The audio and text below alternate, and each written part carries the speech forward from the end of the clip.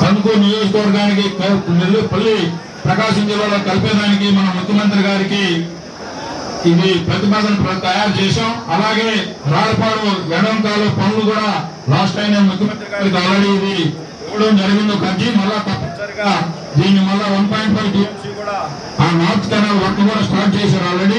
Next season కి మన season లో ఇబ్బంది పడిన పరిస్థితి రాకుండా దీన్ని ముందుకు తీసుకుపోయేదానికి తప్పనిసరిగా చూద్దాం. అలాగే పాలేరు, మన్నేరు, ఉప్పుటేరు మీద చెక్ డ్యాములు ఆల్రెడీ ముఖ్యమంత్రి గారికి ఎస్టిమేషన్లు పంపించడం కూడా జరిగింది. ఇవి కూడా మనం రేపు ప్రతిపాదన కూడా తయారు చేద్దాం. ఉలవపాడు మండలం రైతులు అలాగే గుంటూరు మండల ప్రాంత రైతులు ఈ మామిడికాయలు ధరలు గిట్టుబాటు ధరలు కల్పించడానికి మన ప్రాంతంలోనే ఒక మన టొబాకో బోర్డు లాగా ఒక కొనుగోలు కేంద్రాన్ని అలాగే ఒక పల్ప్ ఇండస్ట్రీని తీసుకొచ్చేదానికి గౌరవ ముఖ్యమంత్రి గారికి మనం తప్పనిసరిగా ఈ ప్రతిపాదన కూడా పంపిద్దాం. అలాగే కందుకూరు పట్టణంలో ఉన్న ట్రాఫిక్ సమస్యని మనం నార్త్ బైపాస్ ఆల్రెడీ ఎస్టిమేషన్ దశలో ఉంది, ఆల్రెడీ సీఎంఓ ఆఫీస్ లో ఉంది. తప్పనిసరిగా కొంచెం ఆర్థిక వెసులుబాటు వచ్చిన తర్వాత కంపల్సరిగా దీన్ని కూడా ముఖ్యమంత్రి గారి దృష్టికి తీసుకొని పోతాం.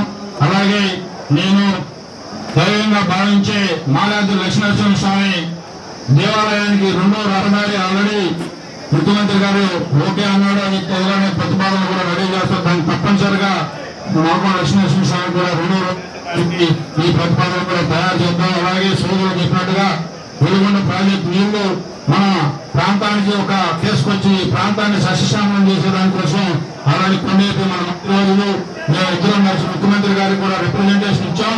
తప్పనిసరిగా దీన్ని పరిశీలిస్తానని చెప్పి మన లోకేష్ బాబు గారు కూడా హామీ ఇవ్వడం జరిగింది. దీన్ని కూడా రేపు మహానాడులో ప్రతిపాదన తీసుకుని వచ్చి వీటన్నిటికీ కూడా త్వరితగతిన ముందుకు పోయడానికి మనందరం కూడా ముఖ్యమంత్రి గారి దృష్టి తీసుకొని పోయి దీన్ని సహకరించమని కోరదామని చెప్పి మన సోదరుల ప్రతిపాదనలన్నింటినీ కూడా ఈ రోజు మినీ మహానాడులో ఆమోదించి ముఖ్యమంత్రి గారిని పంపిస్తామని చెప్పి సందర్భంగా తెలియజేసుకుంటూ సెలవు తీసుకుంటున్నాను.